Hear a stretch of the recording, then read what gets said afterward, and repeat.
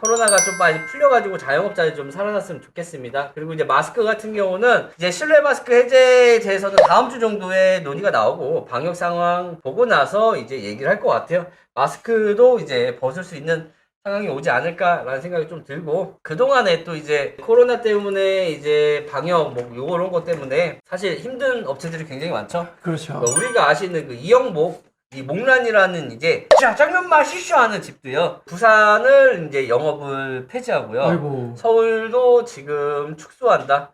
보면 여러 방송에서 코로나 이후에 적자가 심해졌다고 얘기를 하시고, 그다음에 지난 MBN 신과 한판에서 이 시기에 버티는 사람들이 얼마나 있을까 라는 내용도 하네요.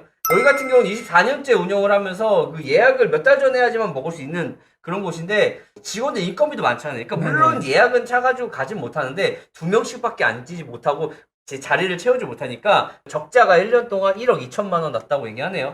그래서 부산 쪽은 이제 2인 테이블밖에 못 받고 꽉 차도 인원이 적어서 이게 타산이 안 나온대요. 네네. 워낙 직원들이 많으니까. 그래서 축소를 한다는 얘기들도 있고요. 다들 아시겠지만 부산은 이제 문을 닫고 본점도 작으면서 닫습니다. 그러면서 뭐라고 하면 영업을 중단해야 했음에도 매달 임차료를 내야 됐다 라고 하시면서 임대료에 대한 부담감이 또 많이 계셨다. 그래서 샀어. 건물을 사셨어.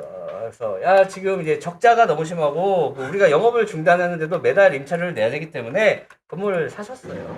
그래서 이제 확실하시네. 서울 쪽은 축소하지만 왜 네. 축소가 되냐면 내가 산 건물에서 들어갈 거기 때문에 네. 축소가 되고 부산 직원들을 서울 올린다. 아. 이렇게 해가지고 그 어쨌든 코로나 때문에 그 영업이익이 많이 줄고 마이너스 난 건 맞고, 그동안 벌어둔 돈으로 이제 그 건물을 사셨다고 합니다. 건물을 사신 건 축하드리고, 그래서 여기서 보면은 뭐 축소 본점을 축소한다고 하는데 내 건물에서 장사하니까 그럴 수 있죠. 코로나 해제로 인해서 이제 많은 사람들이 좀 이제 자영업자들이 살아나는 그런 길이 됐으면 좋겠습니다. 자, 우주 전쟁이 발발했습니다. 어떤 우주 정쟁? 드디어 최초로 우주 전쟁이 발생했어요. 머스크 형이 야 푸틴이 나보다 돈 많을걸 뭐 이런 도발도 하면서 우리 그 일론 머스크 테슬라의 그 직원들 네. 중에 우크라이나로 전쟁에 참여하는 사람들한테 상여금을 주겠다 이런 얘기도 했잖아요. 그래서 서로 사이가 별로 안 좋았어요.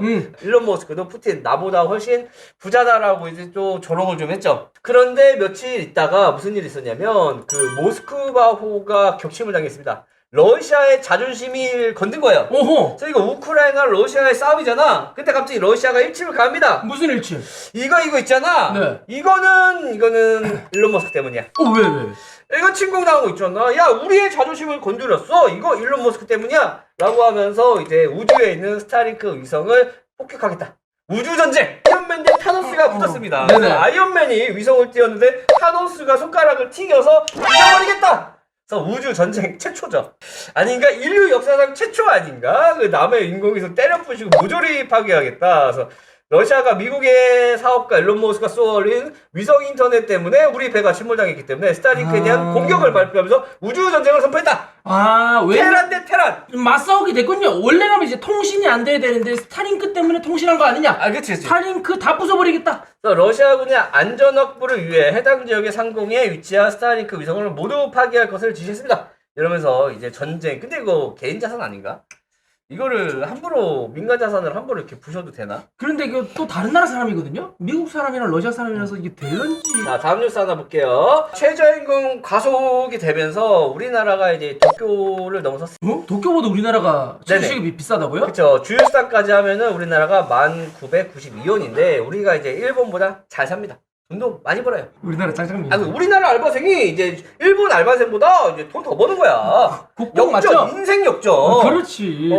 대신 일자리는 없어요. 어찌됐든 일자리는 없다. 그래서 우리나라가 이제 시급들, 기본급들이 많이 올라와서 우리가 생활 수준이 많이 올라왔습니다. 그죠. 그래서 이제 보통 해산물이나 이런 거 좋은 것들은 이제 일본으로 넘어갔는데 일본 애들이 돈이 없어서 보통 한국으로 많이 넘어온다고 해요. 요즘은 그래요? 네네, 대세가 바뀌었습니다. 그래서 우리나라 시급 이렇게 올라가면서 일본을 제꼈다. 그래서 우리나라가 일본보다 이제 생활 수준이 높아졌다.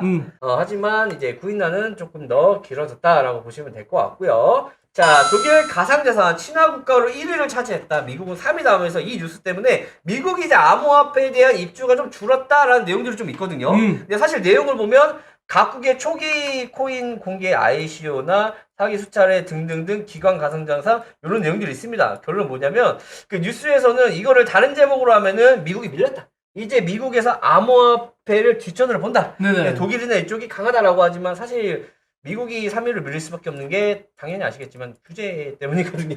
내용 보시면 ICO라든지 사기 이런 것들에 뭐 기관들 이런 것들이 들어가는 거 보면은 규제 때문에 미국이 사실상 밀린 거지 실질적으로 미국이 뭐 비트코인 엄청나게 매도하고 있진 않다. 그래서 이제 뉴스 보시는 분들 뭐 독일이 가상자산이 뭐 친화국 1위까지 차지했던 게 사실 규제 때문이다. 라고 보시면 될 것 같아요. 그래서 이것 때문에 뭐 미국이 뭐 많은 물량을 매도했다 그러진 않다. 라고 보시면 될 것 같고 결론은 규제를 어떻게 하느냐에 따라서 이제 1위를 차지할 수도 있고 2위를 차지할 수도 있다라고 보시면 될 것 같아요. 코인커브의 이제 최고 경영자가 시장이 계속 성장함에 따라 법률 숫자를 뛰어넘는 국가의 가상자산 친화성과 성수성을 정의하는 지표도 고려됐다라고 얘기가 나오니까 그 규제 이런 것 때문에 활성화가 조금 돌렸던 거지 사실 비트코인을 제일 많이 갖고 있는 나라는요 미국입니다. 맞죠. 예, 이건 팩트예요. 채굴도 지금 채굴을 미국이 제일 많이 하는 게 미국입니다. 그러니까 그쵸. 채굴이나 보유량을 보면 확실히 미국이 1등인데 전체적인 규제나 가이드 때문에 좀 밀렸다. 그래서 미국이 암호화폐 시장을 배제하는 건 아니다. 라고 보시는 게 좋을 것 같습니다.